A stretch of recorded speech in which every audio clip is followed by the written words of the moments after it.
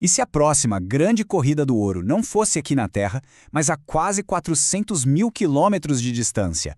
Pois é, a mineração na Lua deixou de ser roteiro de filme de ficção científica e virou palco de uma disputa global que está acontecendo agora, nesse exato momento. A corrida pelos tesouros lunares já começou. E essa frase, bem simples, resume o motor de uma nova era espacial. A Lua não é mais só aquele símbolo poético de exploração, sabe? Hoje ela é vista como um verdadeiro depósito de recursos que podem literalmente redefinir o futuro da energia e da tecnologia aqui na Terra. Vamos pensar um pouco. Que tipo de tesouro é esse? Bom, imagina só poder criar combustível de foguete a partir do gelo que existe lá na Lua. Isso abriria as portas para explorar o sistema solar inteiro.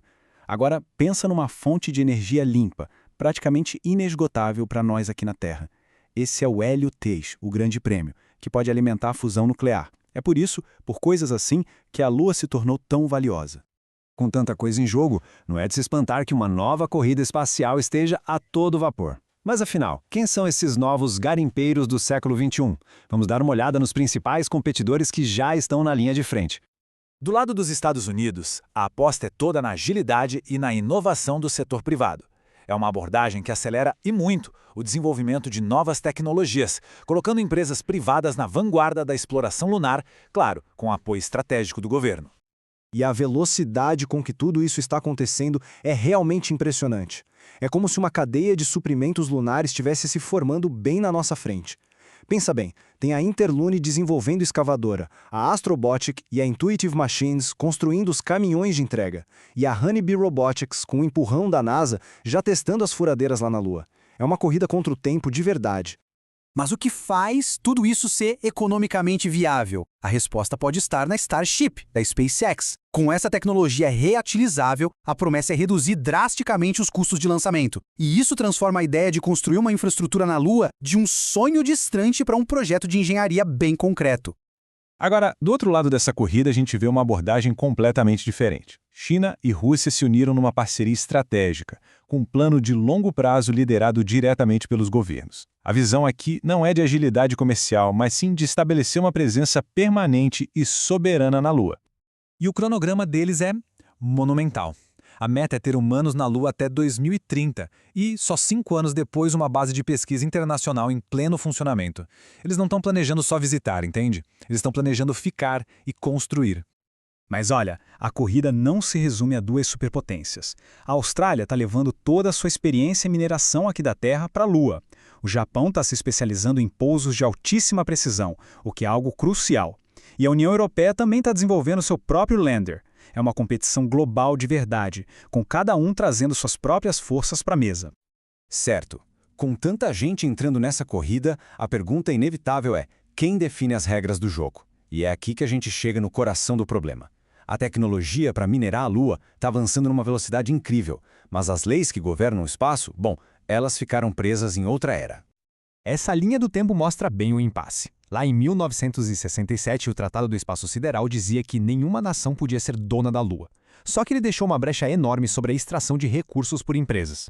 O Acordo da Lua de 79 tentou fechar essa brecha, mas foi um fracasso. A maioria rejeitou.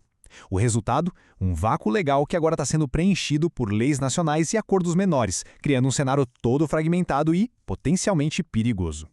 Então, o que a gente tem hoje são duas filosofias em conflito. De um lado, aquele ideal antigo do tratado que buscava um benefício para toda a humanidade, e do outro, os acordos Ártemis, que funcionam mais como um clube de nações com ideias semelhantes que criam suas próprias regras. Inclusive as tais zonas de segurança que muita gente teme que possam virar reivindicações de território disfarçadas. E essa falta de regras universais nos leva a uma pergunta bem perigosa. Será que estamos prestes a transformar a Lua numa espécie de velho oeste espacial?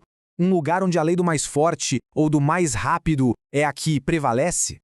Os riscos são gigantescos. Imagina só, nações e empresas disputando as mesmas áreas ricas em recursos. O potencial de conflito aumenta a cada nova missão. Sem falar que a mineração pode causar danos irreversíveis ao ambiente lunar, destruindo para sempre dados científicos valiosíssimos que estão preservados lá há bilhões de anos. E essa citação resume a situação perfeitamente.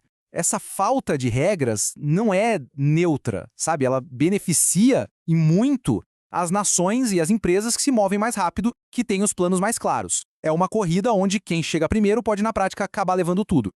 Tudo isso nos coloca numa encruzilhada histórica. O caminho que a gente escolher agora não vai definir só o futuro da Lua, mas também o nosso futuro como uma espécie que explora o espaço. O problema fundamental é este. É como se a gente estivesse construindo um carro de Fórmula 1, mas sem ter decidido as regras da corrida. A nossa capacidade tecnológica está avançando muito, mas muito mais rápido do que a nossa capacidade de criar regras justas e sustentáveis para gerenciar tudo isso. E essa é a urgência da situação. A janela de oportunidade para criar um acordo global que garanta que a Lua seja um lugar de cooperação está se fechando, e rápido. Porque, uma vez que as operações comecem de verdade e as reivindicações sejam feitas, vai ser muito mais difícil voltar atrás. O futuro da Lua está sendo decidido agora. E isso tudo nos deixa com a pergunta final. A Lua será um símbolo da nossa união, refletindo o melhor da cooperação humana, ou ela vai se tornar só mais um espelho das divisões que a gente já tem aqui na Terra? A resposta não está escrita nas estrelas, não. Está nas decisões que estamos tomando hoje. E o relógio? Bom, o relógio está correndo.